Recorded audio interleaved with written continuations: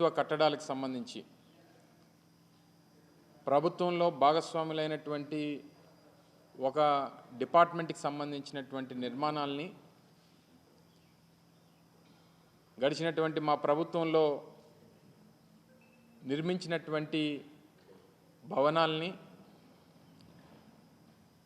అవేవో వైఎస్ఆర్ కాంగ్రెస్ పార్టీ నాయకత్వానికి చెందినటువంటి సొంత భవనాల్లాగా లేదా జగన్మోహన్ రెడ్డి గారికి సంబంధించినటువంటి సొంత భవనాల్లా చిత్రీకరించి రాష్ట్ర ప్రజల్ని ఏమార్చేటువంటి ప్రయత్నం నిన్నటి నుంచి జరుగుతున్నటువంటి సందర్భాలు మనం చూస్తూ ఉన్నాం. స్థానిక శాసనసభ్యులు చాలామంది వారి కార్యకర్తల్ని అలాగే చాలామంది మీడియా సహచరులని అందరినీ కూడా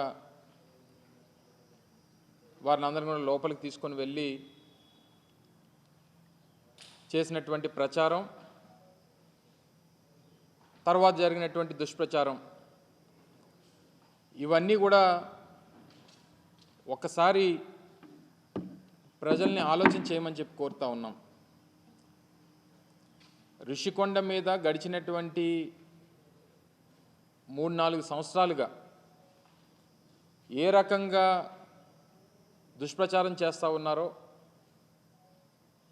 దాని మీద ఎన్ని రకాలుగా అడ్డంకులు సృష్టించాలనేటువంటి కార్యక్రమాలు చేశారు అనేటువంటిది మనం అనేక సందర్భాలు చూసాం. అనేక కోర్టులకు వెళ్ళారు, అనేక పర్యావరణానికి సంబంధించినటువంటి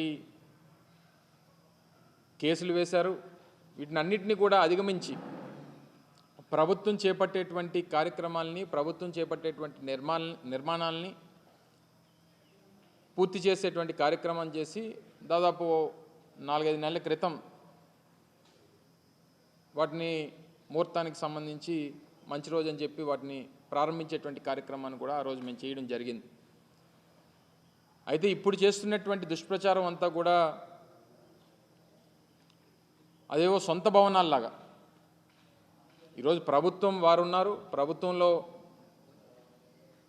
వారు ఉన్నటువంటి సందర్భాలు, ప్రభుత్వం దాన్ని ఏ రకంగా ఉపయోగించుకోవాలనేటువంటిది చూడడం మానేసి రేపు రానటువంటి కాలంలో రాష్ట్రపతితో లేకపోతే గవర్నర్ గారో లేకపోతే ఇతర పెద్దలో వచ్చినప్పుడు దాన్ని ఏ రకంగా ఉపయోగించుకోవాలి అనేటువంటిది చూడడం మానేసి దాన్ని ఇంకా జగన్మోహన్ రెడ్డి గారు ఇల్లులాగే చిత్రీకరించేటువంటి ప్రయత్నం చేయడం అనేటువంటిది సమంజసం కాదు. దాన్ని తీవ్రంగా ఖండిస్తూ ఉన్నాం. ముఖ్యంగా జగన్మోహన్ రెడ్డి గారు మేము అధికారంలో ఉన్నప్పుడు విశాఖపట్నాన్ని ఎగ్జిక్యూటివ్ క్యాపిటల్గా చేయాలనేటువంటి ఒక పాలసీని మేము తీసుకోవడం, దానికి అనేక రకాలైనటువంటి అడ్డంకులు సృష్టించేటువంటి కార్యక్రమం చేశారు. మళ్ళీ అధికారంలోకి వస్తే ఇక్కడి నుంచి పరిపాలన మొదలు పెట్టాలనేటువంటి ఒక నిర్ణయాన్ని ఆ రోజు జగన్మోహన్ రెడ్డి గారు ప్రకటించడం జరిగింది. సరే, ఎన్నికల్లో వచ్చినటువంటి ఫలితాలు దాన్ని ప్రజాస్వామ్యంగా అంగీకరించి వారికి అధికారం వచ్చింది. సరే, వారు ఇప్పుడు నిర్ణయం తీసుకున్నారు, నిర్ణయం తీసుకున్న దాని ప్రకారం వారు చేసుకుంటారు. విశాఖపట్నం అనేటువంటిది ఉమ్మడి రాష్ట్రం ఉన్నప్పటి నుండి, హైదరాబాద్ రాజధానిగా ఉమ్మడి రాష్ట్రానికి ఉన్నప్పటి నుంచి రెండో అతిపెద్ద నగరంగా అభివృద్ధి చెందినటువంటి ప్రాంతం విశాఖపట్నం. దానికి సంబంధించి గతంలో మేము ప్రభుత్వంలో ఉన్నప్పుడు ఒక స్టేట్ గెస్ట్ హౌస్ మన భీమిలి రోడ్లో ఒక దగ్గర నిర్మాణం చేయాలని చెప్పి నిర్ణయం తీసుకున్నప్పుడు కూడా దాని మీద కూడా కోర్టులో కేసులు వేసి దాన్ని అడ్డుకునేటువంటి ప్రయత్నం చేశారు.